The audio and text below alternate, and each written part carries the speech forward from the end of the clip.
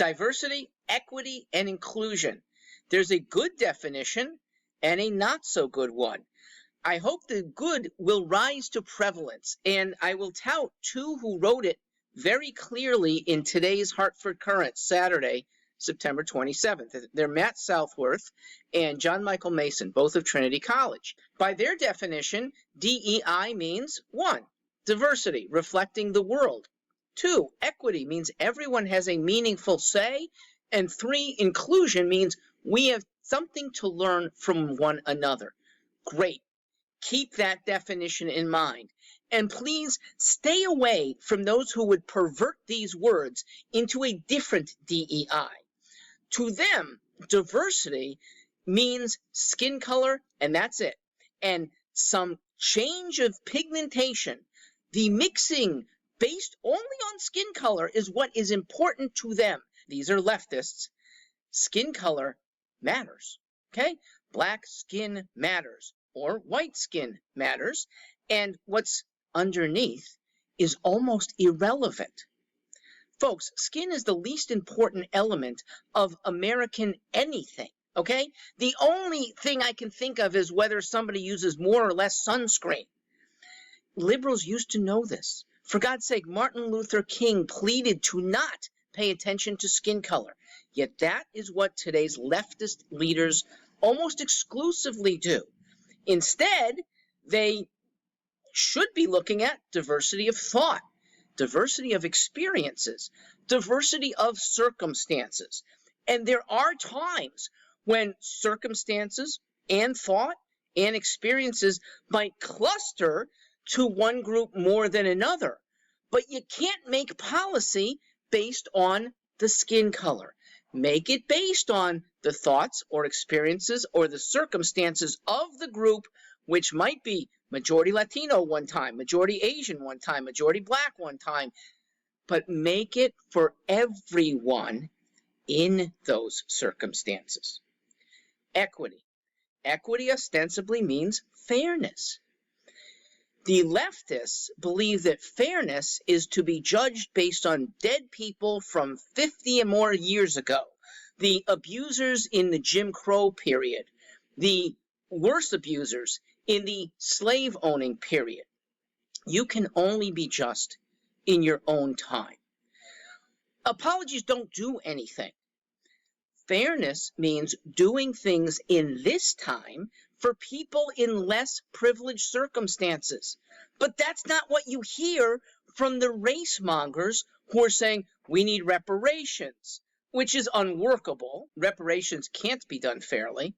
And even if they could, they are divisive even longer. A country that has mostly melded and gotten rid of its racial disharmony. In Connecticut, it's almost gone. And those who are trying to flame the injustices of the past and bring them up again without really good solutions, they are actually regressive. Help people now. And in case skin color still animates you, how about helping people with dark skin that are truly underprivileged? That wouldn't be Americans of African descent. That would be Africans who are abused. That might be some in the Middle East who are still enslaved to Arab enslavers.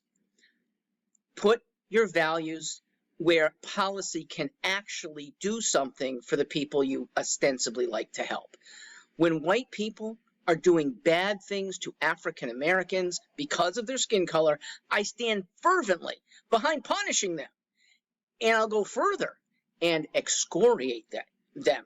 Okay, you did this to an African American family, not in my town, and I'm calling you out so that there is the equivalent of a stockade. You're embarrassed, and you should be, because Connecticut, anyway, for at least this century, is a place that is almost void of true racism. Now, there's a lot of definitions of racism. Mine is doing something negative to another or saying something negative about another because of his or her race. Disparate impact is not evidence of racism. Thoughts about why this firm is not hiring Black people, that is evidence of racism. All right, finally, inclusiveness. Inclusiveness, again, Connecticut, I think, has been very good and remarkably in a short period of time. I returned to Connecticut from California where there were racist pockets. I've seen none.